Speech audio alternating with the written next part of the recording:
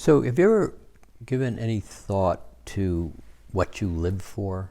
What I live for. Yeah, that concept. What do you live for?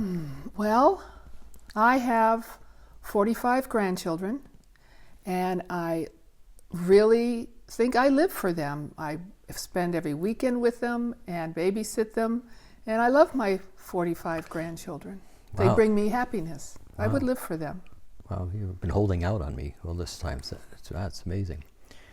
That's not an uncommon comment. I have grandchildren and my children, and yeah, but what do you live for? What do you live for? So what's happening in my life that I enjoy? Yes, what's important to you in terms of how do you define what gives me happiness versus you're supposed to love your grandchildren when you get to be 85 or 90 like you are. You're supposed to do this, that, and the I other don't thing.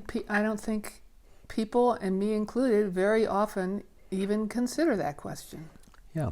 So one of the things that I'm watching is as these times change, there's going to be a lot of very fundamental aspects of these times in people's lives that are going to change. Things that they do by habit, or things that they do by I'm supposed to, or I should, or this is how it is. Unexamined is going to potentially create some challenges. I'll give you an example with our friend Sally. I talked to her the other day, and she had just come back from a trip, and she said, look at these really great things that I bought. Well, the thing about Sally is she buys something every time she goes away. Like souvenirs. Like souvenirs, like knickknacks, like things.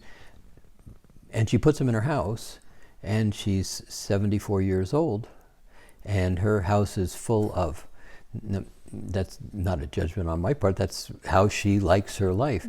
But what is not examined is this accumulation of stuff, and then a lot of people at our age are starting to have a consideration of what do I do with all this stuff. But in Sally's case, what I watch is she just is in this habit. And there's no examination of the habit. It has nothing to do with knickknacks or what she does or what, but it's not an examination of why do you do this? Well, I'm supposed to. Well, it made somebody happy once upon a time. But what about you? What about the you in life? Do you ever really get to the point of saying, what am I all about? Well, some supposed tos are not habits, they're have tos. People have to work to pay the rent. Sure. I have 45 children, I have to feed them. Sure. So there are have tos, and there are things that we assume are have tos also. And there are aspects, though, that the question is, what are you all about? Well, I think with this shift, with the transition, it's important for all of us to intentionally, consciously identify those things in our lives that we enjoy. Yeah. And do those things in a very intentional way. Yeah, so if you were alone, let's approach the question from that standpoint. If you were alone, you didn't have your 45 kids, you didn't have me, you didn't have, and yet you were okay, you didn't have financial difficulties, you weren't physically in peril in any way, what would it take to consider that position? Everything's gone, you're healthy, you're financially okay, and at that point you would probably begin to make a decision or ask the question, what about me? What would I like to do? Well, isn't that what people do when the kids leave the home and or they retire?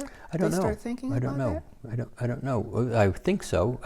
I would think so, but in fact, we know a lot of people that, haven't prepared for their retirement, haven't thought through their circumstance, haven't really planned for, okay, here I am, what would I like to do? And so I'm just asking the question because, one, everybody is getting older, and two, there are changes that are in the mix that are going to interrupt people's realities. And so, but the really more fundamental question is, who are you, who am I, how am I experiencing myself, what gives me passion, what do I enjoy? And then do those things. And then put your attention on them. I watch lots of people, they say, oh, I'd like to do this, or I'd like to do that. And yet it's all the reasons why they can't do it or they don't pay attention. Right.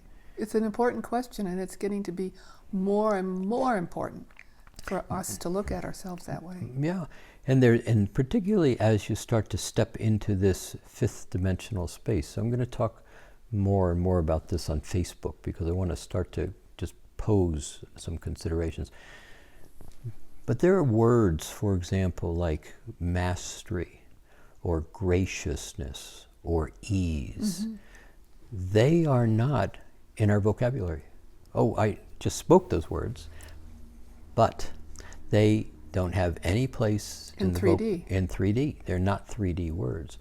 So when you start to step into this fifth dimensional space, words like certainty and seniority and this is who I am, the ability to begin to reframe yourself and still take care of your 45 kids from a me enjoying space. And maybe many people enjoy their grandkids. I get that. Yeah.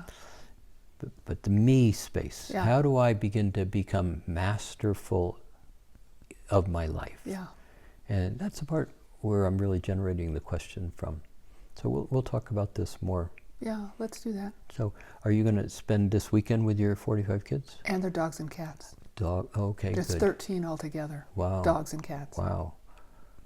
Okay. Would you like to join me? No, No. no, thank you. But enjoy yourself. Thank you. We'll talk about this again, maybe.